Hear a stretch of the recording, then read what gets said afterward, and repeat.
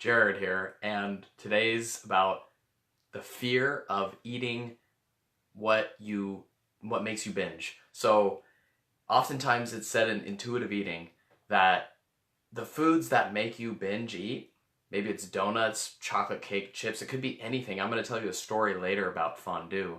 But these foods that you feel make you binge, the key is to eat them. And that proposition sounds terrifying for many, many people because it's like whenever you're around food or that type of food, you think, oh my God, I'm gonna binge, right?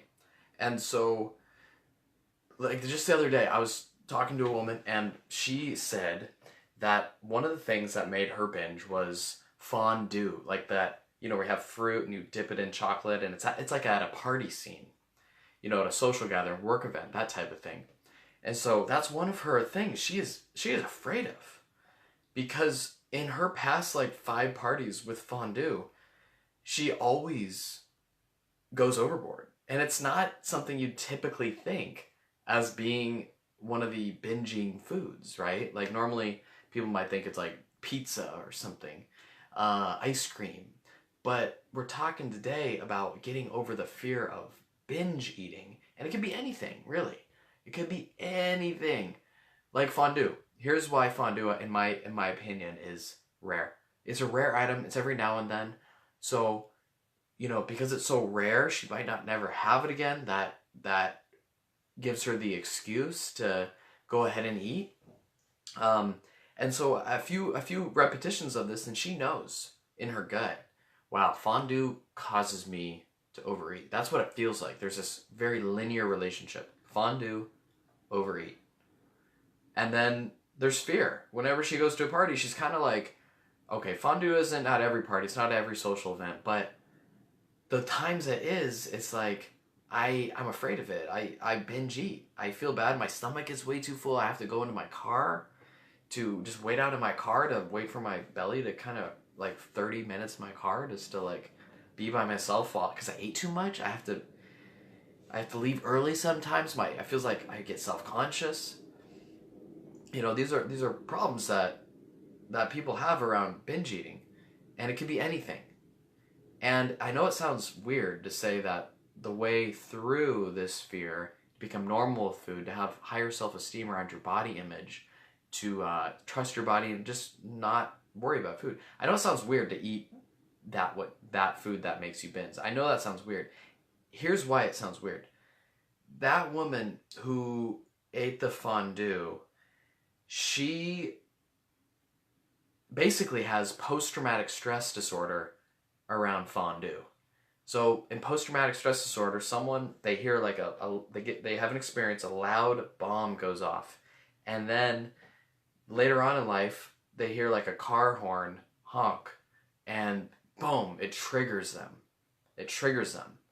In their mind, they said, oh, loud noise equals danger, right? That's their experience over in wartime. Loud noise equals danger. They carry that memory over to their present day. So now it's loud noise in traffic equals danger. Or maybe something drops something in the house or whatever have you, and all of a sudden you're in that state of mind again. So your brain made a false conclusion. It thought it was cause and effect. Loud noise causes PTSD, but the same thing happens with weight loss. Weight loss, in particular binge eating, that food causes binge eating and misses the point. The point is deprivation. Deprivation is the grenade, okay? So you're in a deprived state. Let's say you're starving, right? You're absolutely starving. Maybe you're physically starving, maybe you're mentally starving, maybe you're emotionally starving, maybe you're spiritually starving. You're emotionally and physically starving. And then you go to the party with the fondue. Now, the fondue sticks out. It's very obvious. And it seems like the fondue caused your overeating. It seems like that fondue caused it. Just like it seems like that loud noise in the PTSD is going to kill you, right? It seems like that fondue is going to make you overeat. Well, that loud noise wasn't actually the cause, right? It wasn't the underlying cause. It was just a loud noise. Fondue, when you're not in a state of deprivation, it's just fondue. I mean, it's just fruit. It loses that. It loses the overwhelming power. So deprivation is what's going on underneath all the binge eating. There's deprivation going on. I promise you, there's deprivation. There's some sort of deprivation going on, and that is what's causing the binge eating. So how do we get out of deprivation? Well, we have to eat the food that we're afraid of, that we don't allow ourselves to have. We have to really bring a lot of awareness and integrity to this whole process, and admit that at a certain period of time, at a regular interval, I have this food. So maybe it's once a week or once a month, or maybe even probably more frequent. Let's say you don't let yourself, let's say you are binging on ice cream, the typical example. There's probably some deprivation around ice cream where you're saying for 13 days in a row, right? 13 days in a row, no ice cream. I've given up ice cream for the rest of my life. I've given up ice cream. I'm never going to have it again. That thought right there is a deprivation thought. When you think that thought, I'm never going to have ice cream again. Like, how many times have you binged eat and been like, I'm never going to have that again? Right? Like, again, I'm never going to have that again. And then you have basically the same thing again. It's because when you say, I'm never going to have that again, that's deprivation. And then the next time the conditions are right, the next time you're at your party and there's ice cream there, the conditions are set, you're in deprivation, it overpowers you. Your brain then thinks that food overpowers you, but it was really the thought. It was really the underlying thought of deprivation, your physical or emotional state. This is so important to get because it's really scary to try to eat some foods that you think are going to make you binge eat. I get that. It's also important to realize that these foods aren't dangerous in and of themselves. There's nothing magical about this food or that food. What happened was you were in a deprived state and you associated the deprivation onto that food. And so now your memory is just thinking, oh, that food, that feels really bad. When that food is around, then I binge eat. It's like when the psychology, there was a bunch of psychology tests back in the day. These dogs would be presented with food, and the dogs would be really hungry, and then the bell would ring, and the bell would signal to dogs that food was on its way, and the dogs would salivate. So the bell became the stimulus, just like the fondue is the stimulus, right? But really, and so the dogs think whenever the bell rings, food is coming, therefore drool. The binge eater thinks fondue's at the party, I'm gonna overeat, fear. So dogs, they drool, humans, they feel fear. But for dogs, the underlying premise was that the dogs were hungry. You get that? The dogs were hungry. Then the bell sounds, and then the dogs drool for food. And humans, they're hungry. Then the fondue occurs, then the humans feel fear based on their previous memories of being hungry and having a fondue stimulus where they overate.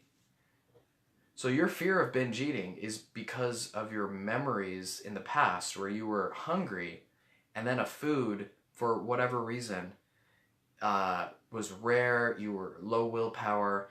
That food, in that moment, there was a deprivation setup trap. The trap was sprung, you got deprived, and then you ate. and you're making this false conclusion that that food is causing your binge eating, and it's not true. It's not true. Your deprivation is causing this food to be insanely craved. And then the cravings are making you overeat the food. So how do you get through deprivation?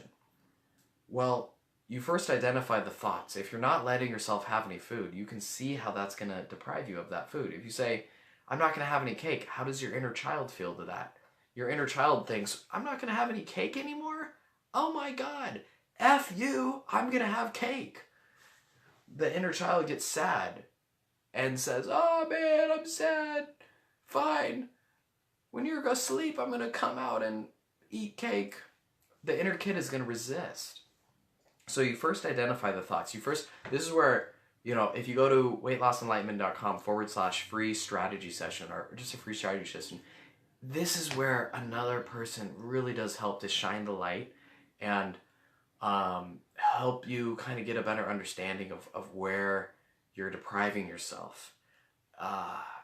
You might not be aware that you're starving yourself. One example of not being aware of how you're depriving yourself was sometimes thinking you have to eat at certain times.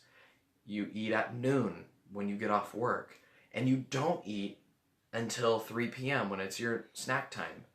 So in the hours of between 12 and 3, let's say you're hungry.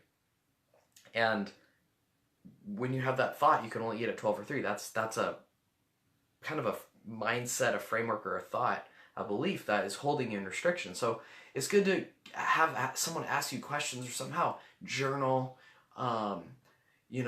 journal associations that come up with different foods, the foods that you binge eat on. It requires a bit of work. It requires a bit of little introspection. But, in one conversation, you can really get a lot of insight and start uprooting some of those beliefs. But after you get those beliefs, you gotta, you can intellectually know, that it's okay to eat foods and things like that. But it's another when you are afraid, emotionally afraid. The only way to undo those emotional experiences is to eat the food you're afraid of mindfully, with awareness, and get a new memory where you did not binge with that food. You ate mindfully. You weren't out of control. You actually chose to eat it. And yeah, I get the thing where you might think, well, that's not healthy to eat ice cream. I understand it's not healthy to eat ice cream, or usually a lot of foods that we binge on are not healthy. I understand that. But this isn't the final destination either. The point of getting over your fear of food is so that it never has that magnetic appeal, and you're more free. Your energy, your mindset, your taste preferences change. You start to naturally crave healthier food. That's the end goal. But we got to go through the foods that we fear first. Okay, so I hope that was clear. I know there's a lot of stuff about memories and stuff, but if you have any questions, just let me know. Thanks.